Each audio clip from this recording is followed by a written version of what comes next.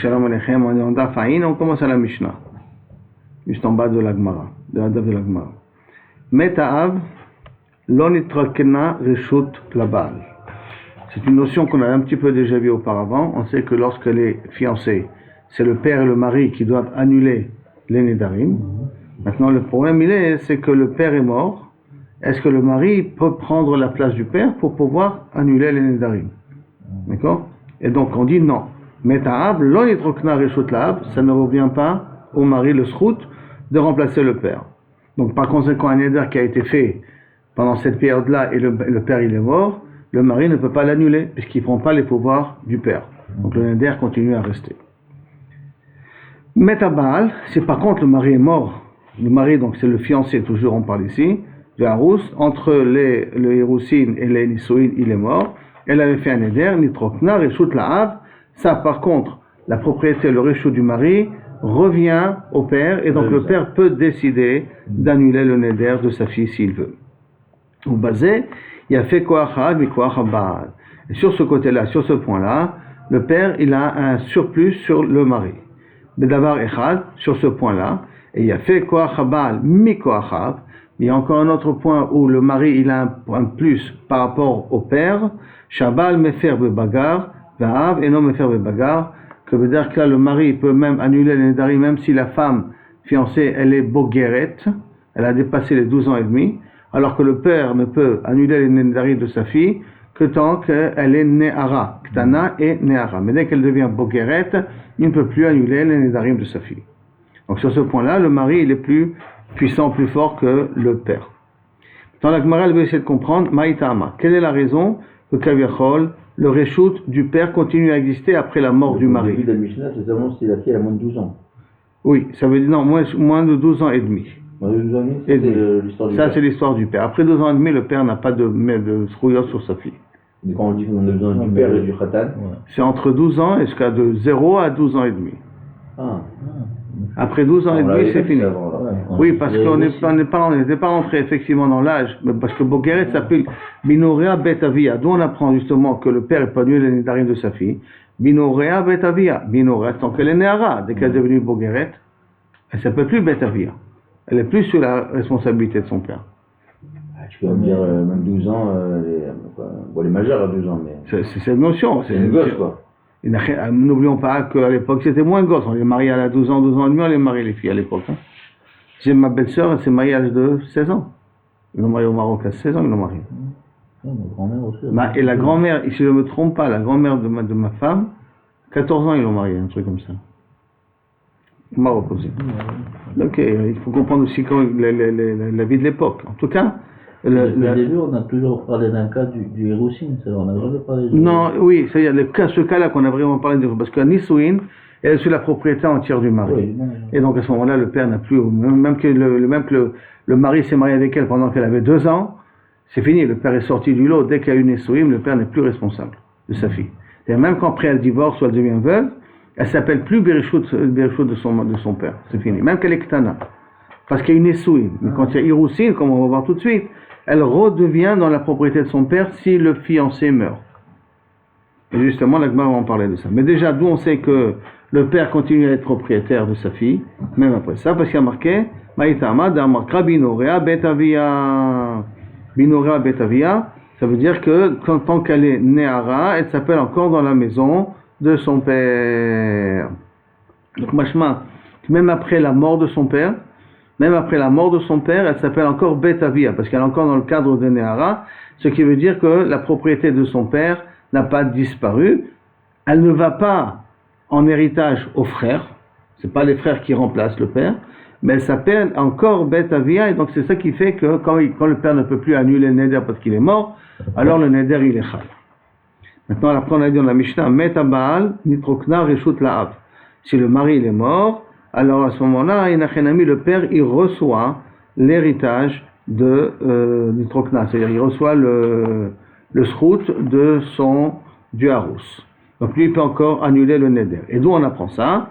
Minalan que même que le Harous il est mort, le père il hérite de son père, du Harous encore le srout, de pouvoir annuler les Nedarim.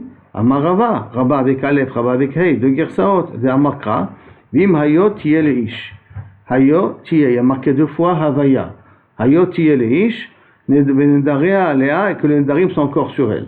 Je lis le pasuk, Ele Achokim Asher Tiva Hashem et Moshe, non, ça c'est Bet Avia, Vim Hayot Tiye Leish, Benadra al Benedarea Alea, et ces Nedarim sont Alea, ou Bimifta Sefatea, Asher Asara Nafsha, ou d'autres autres paroles qu'elle s'est interdite à elle-même. Il y a marqué Hayot Tiye, deux Havayot. Deux Havayot, c'est comme si elle était mariée deux fois. C'est quoi mariée deux fois? Comme si elle était mariée une fois avec quelqu'un et qu'il est mort, et qu'elle va se remarier avec un deuxième. Dans l'intermédiaire entre le premier et le deuxième, est-ce que le père est toujours présent ou pas? Est-ce que le père est toujours possesseur des droits de sa fille ou pas? Alors justement, Ve'im Hayot Tiye Leish, tu vas, on avait déjà dit même un petit peu auparavant, on apprend que le père est encore un srout sur sa fille, bien qu'elle a été fiancée au milieu. Elle était fiancée auparavant. Et du fait qu'il y a marqué Vayot Tiye Leish. Et donc la Gemara elle continue. Makish, et on fait un Ekesh entre Makish Kodme Havaya, Shnia le Kodme Havaya Rishona. On fait un Ekesh entre la situation avant les fiançailles du deuxième mari, comme avant les fiançailles du premier mari. Uma Kodme Havaya Rishona est comme avant les fiançailles du premier mari. Ça veut dire lorsqu'elle était encore jamais fiancée. Av Mefer Lechoudé. Le père il peut annuler les Nedarim tout seul. Kodme Havaya Shnia. Même avant de se remarier. Pourquoi se remarier? Parce que son mari premier fiancé est Niftar. Av Mefer Lechoudé. Le père, il peut être Mefer, le Nedarim tout seul. C'est-à-dire qu'on fait une hachva entre avant les premières fiançailles, comme avant les deuxièmes fiançailles. Comme avant les premières fiançailles, où elle était pas encore fiancée, c'est le père qui pouvait annuler les Nedarim et tout seul. C'était le seul propriétaire. Maintenant, si le fiancé, il est mort, avant qu'elle se fiance avec un deuxième, le père a encore la possibilité d'annuler les Nedarim de sa fille comme auparavant. Donc, comme s'il était seul. C'est pour ça qu'on dit Nitrokna. Elle a été vidée, le réchaud du Baal, et elle a été donnée au père. On apprend du fait de Vehayo Haya, deux Havayot que peut avoir à cette femme-là. Donc, il m'a dit, pourquoi tu fais la dracha comme ça? Emma, peut-être, Hanimile Benedarim Shoniru Laus. Peut-être, dans quel cas, tu dis que le père, il peut annuler les Nedarim sans que le mari soit présent, si le fiancé, il est Niftar. Dafka dans des Nedarim, que le fiancé n'était pas au courant. Shelo Niru, c'est-à-dire qu'il n'en a pas pris conscience avant qu'il meure. Ça sont les Nedarim que le père peut annuler. Avant les Nedarim chez Niru Laus, mais les Nedarim que le fiancé était au courant avant qu'il meure. L'Omatse Mefera, peut-être le père ne peut pas les annuler. La Gemara répond non, tu ne peux pas dire cette dracha là sur le pasuk. Vehayo Haya, je reprends le pasuk que c'était. Vehayo Tiye ne peut pas parler du cas uniquement des Nedarim que le fiancé n'était pas au courant. Pourquoi? Parce que Ibn Nedarim Shoniru Larus, parce que si tu veux parler de Nedarim dont le fiancé n'était pas au courant, Binouria Betavia Nafka. On l'a déjà appris, Binouria Betavia. On avait dit que Binouria Betavia, on apprend que le père a une possibilité d'annuler les Nedarim de sa fille. Et donc ça parle de quel cas? Ça peut parler même du cas qu'on peut dire que les Nedarim, que le Harous n'est pas au courant. Donc le fait que le Harous n'est pas au courant, on peut l'apprendre au Binouria Betavia, qui s'appelle encore Betavia. Par conséquent, le deuxième pasuk, Vayot Tiye, vient nous parler même des Nedarim que le fiancé est au courant et qu'il est mort, que le père après il peut annuler. Parce que les Nedarim que le fiancé n'était pas au courant avant de mourir, ça de toute la manière on l'apprend, Binouria Betavia, puisqu'elle s'appelle encore Betavia, c'est normal que à ce moment-là le père il peut encore annuler les Nedarim. Après on revient à la Mishnah. Après on avait dit Bazé Yafé Koach Ha'av Mikoach Ha'Baal, ça c'est le cas des Nedarim. Par contre, après on avait dit, il a fait quoi Baal mina Abba. Que quoi? Que le Baal il est méfer quand elle est Bogueret, alors que le mari n'est méfer que quand elle est Ne'ara. Donc c'est sur le Vechoulé que la Gemara veut parler. Hein. Pas sur Gadol qu'il a fait quoi Ha'av. Il a fait quoi Ha'av, la Gemara a déjà parlé auparavant, comment elle a appris le Bayot Tiye. Là maintenant on veut parler du cas où le mari a plus de srouyot que le père. Et donc la Gemara demande Echidami. Dans quel cas on parle que le mari a plus de srouyot que le père? Il image chez Kitchak, chez Inara, ou Bagra, si tu veux me dire qu'il a fait les Kiddushim pendant qu'elle était Nehara, et après elle a fait des Nedarim, ou Bagra elle a grandi, alors la Gemara dit, je comprends pas. Mirde mita motsia, du fait que si elle est morte, si maintenant le père est mort, elle sort du réchaud de son père. D'accord? Puisque le père est mort, le père n'a plus de propriété. Ou bagrut motsia mirshut ha'av. Et même lorsqu'elle devient bogeret, elle sort de la propriété de son père. Et donc, ma mita lo nitrokna reshut labal.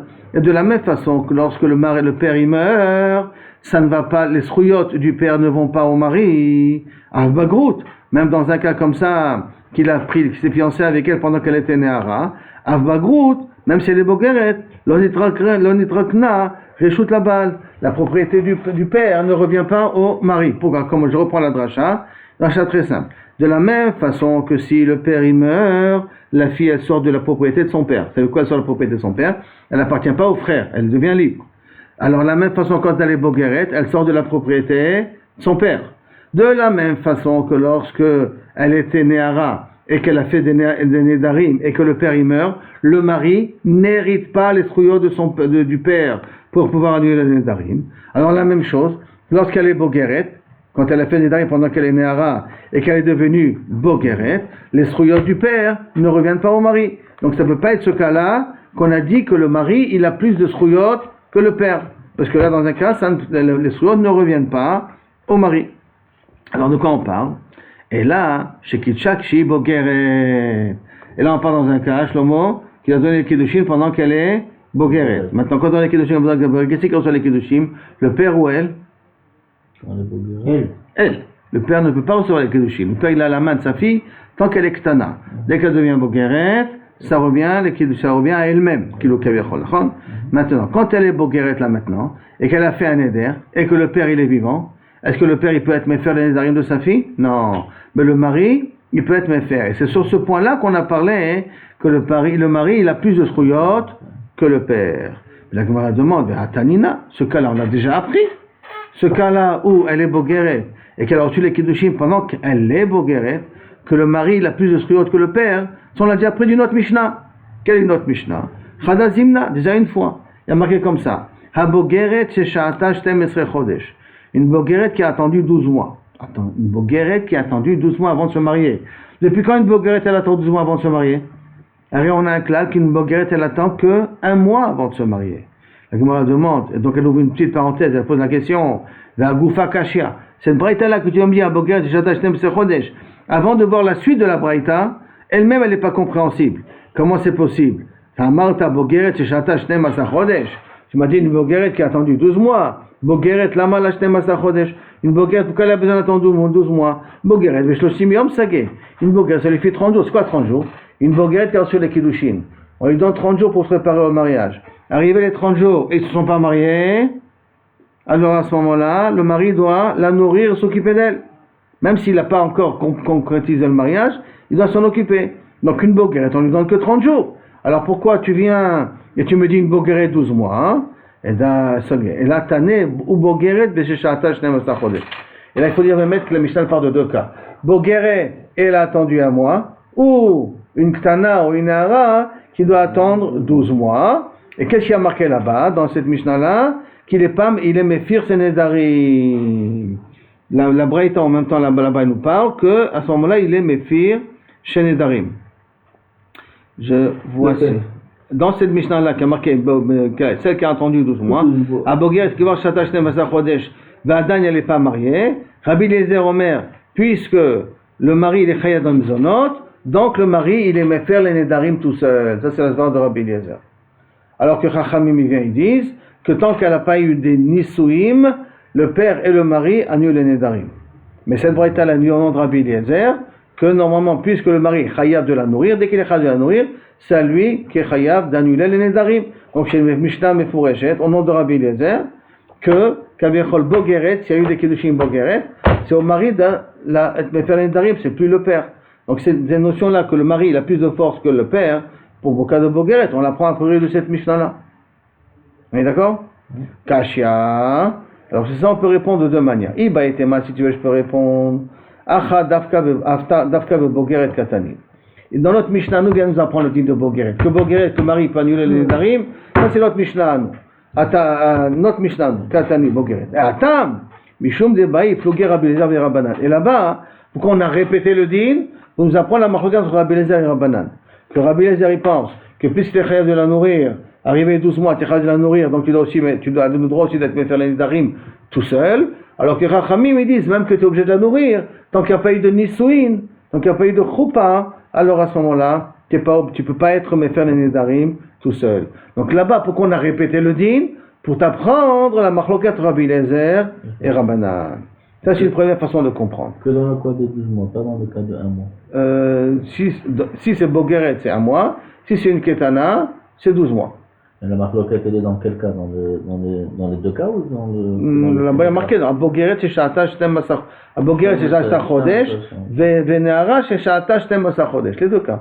La Bogeret qui a dépassé le mois, et une Ktana ou une Nehara qui a dépassé les 12 mois.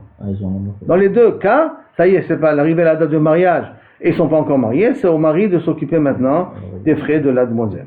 Bien entendu, après la mariage demande qui c'est qui est à nous, qui c'est qui a causé que le mariage ne s'est pas fait. Mais en tout cas, une chose est sûre, que si le mari la nourrit, c'est le mari aussi, d'après Rabbi Eliezer, qui annule les nedarim. Et donc, comme là-bas on a voulu nous enseigner la marloquette, c'est pour ça qu'on a répété le dit. Veiba etema, si tu veux, je peux te dire autrement, Bogeret Dafka, que c'est de là-bas on parle Dafka de Bogeret, là-bas on va nous apprendre Dafka de Bogeret. Ah, alors pourquoi chez nous on nous a répété le din? La Haïde de Nasib Recha Bazé, Nasib Shefa Nabi Bazé. C'est-à-dire, comme au départ, dans le Mishnah, nous, on a voulu parler, le mari, il a plus de sruyot que le père. Le père a plus de sruyot que le mari. Alors, instinctivement, on a continué en disant, et le mari, il a plus de sruyot que le père.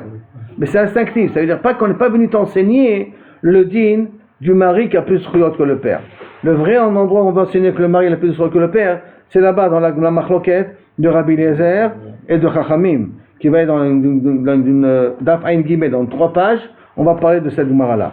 Là, derrière Hagav, puisqu'on a dit que le père, il a plus de sruyot que le mari, alors on a voulu te dire aussi le cas où le mari, il a plus de sruyot que le père. Mais ce n'est pas le sujet spécifique qu'on veut enseigner là. Ça veut dire que je peux expliquer que où l'enseignement de Bogeret, il est chez nous, et là-bas, on va enseigner la marloquette.